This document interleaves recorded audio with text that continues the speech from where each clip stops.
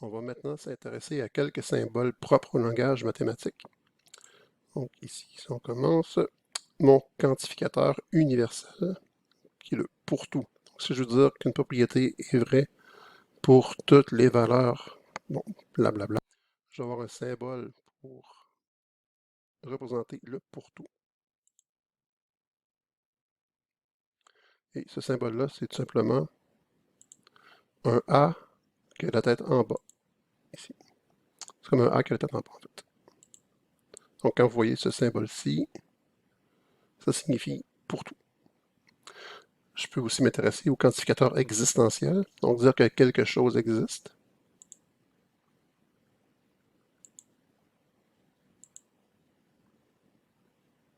Et je vais avoir un E miroir, comme ça ici.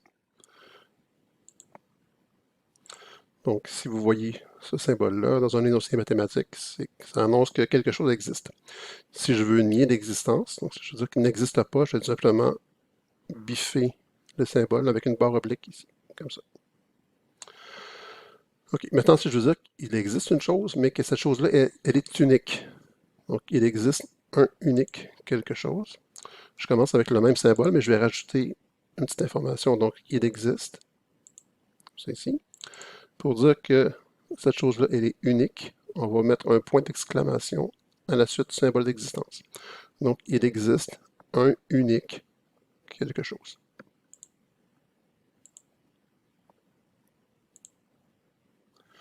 L'implication simple, si une proposition A est vraie, alors une proposition B est vraie aussi. Donc, un si alors, ça va dans un seul sens. J'aurai l'équivalent d'une flèche qui va vers la droite, comme ça ici. Donc, j'ai mon implication simple, mon si alors. On peut aussi dire implique. Par exemple, ici, si j'écrivais quelque chose comme ceci, ça voudrait dire à la lecture A implique B.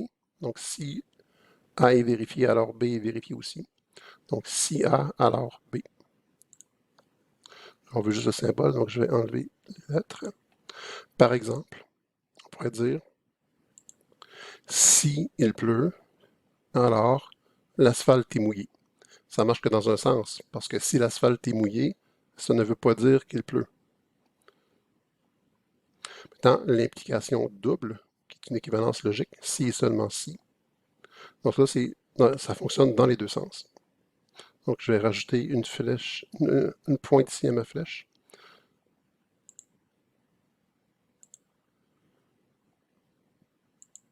J'aurai une flèche à double pointe comme ça ici.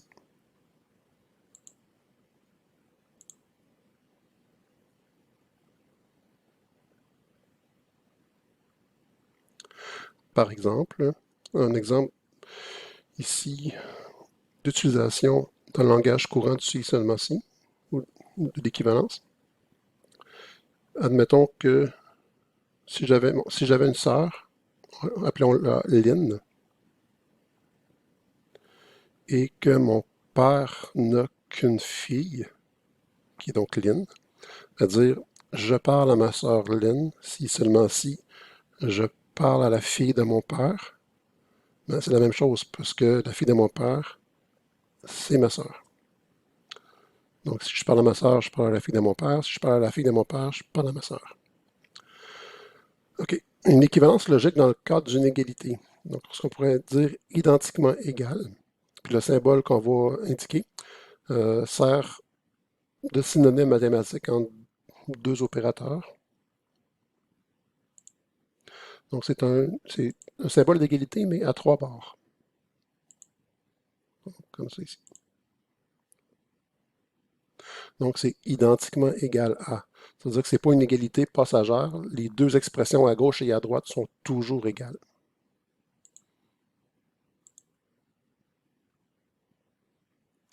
Dans le symbole donc est tel que. En mathématiques, on a toujours un esprit de concision. Là, on pousse un peu, mais bon, on va quand même l'apprendre. Donc est un mot de 4 lettres, donc on a quand même un symbole pour aller plus rapidement. Donc, si à la fin entre autres d'une démonstration mathématique, d'un texte mathématique. Vous voyez un petit symbole ici, représenté par une pyramide de 3 points.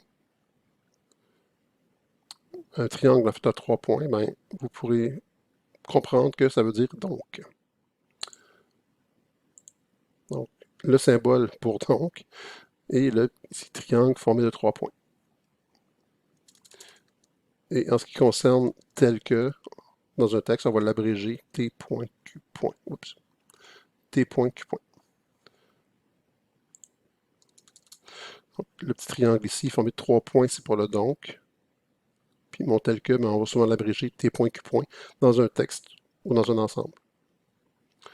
En fait, dans une description, on va mettre T.Q. Le tel que dans un ensemble, on l'a vu tout à l'heure, c'était une barre verticale. Réunion, intersection, sauf, qui est la différence d'ensemble et l'ensemble vide.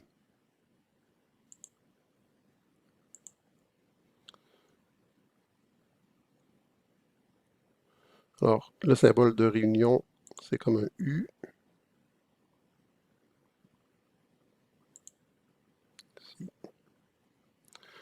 L'intersection, on change de sens.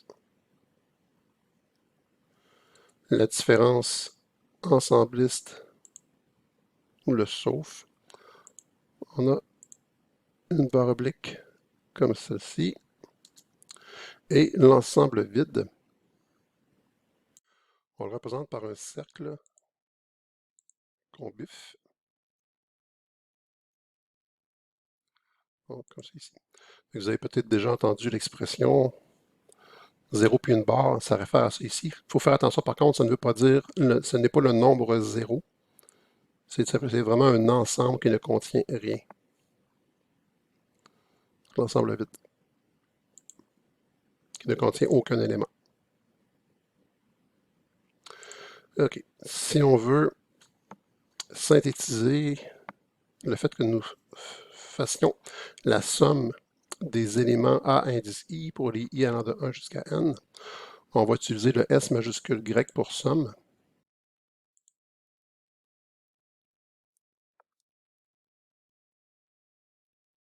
On va venir ici.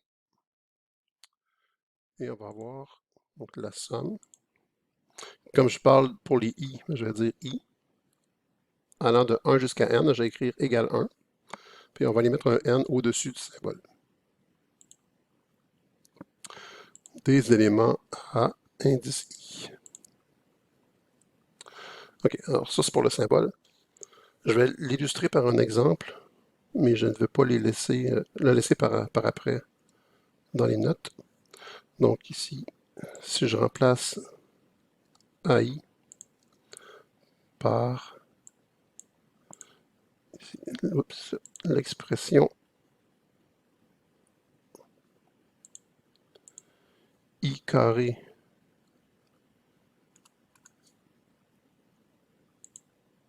plus I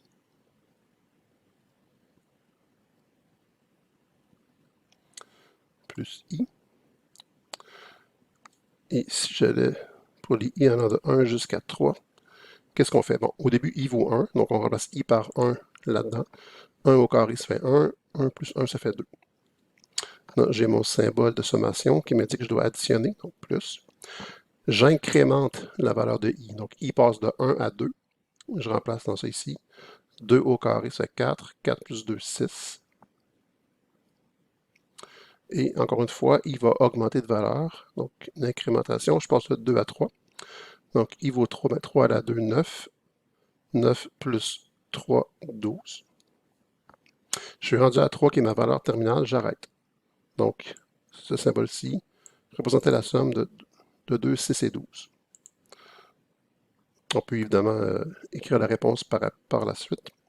Là, pour illustrer comment le symbole fonctionne ici, c'est suffisant.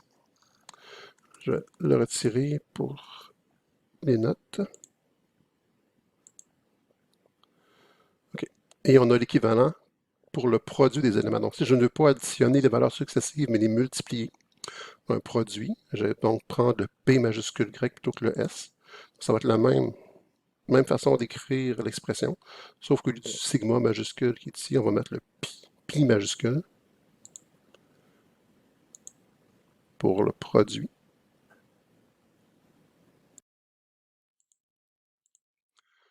Ici, on va avoir... Oups, ça va être inversé.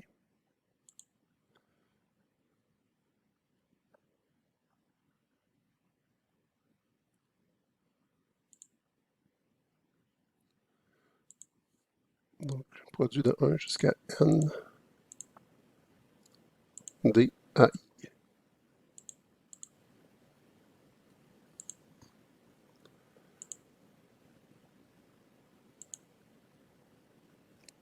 OK. Normalement, on va pouvoir mettre i égale 1 jusqu'à n, le i en dessous et le n au-dessus, comme on a fait pour le symbole de sommation aussi.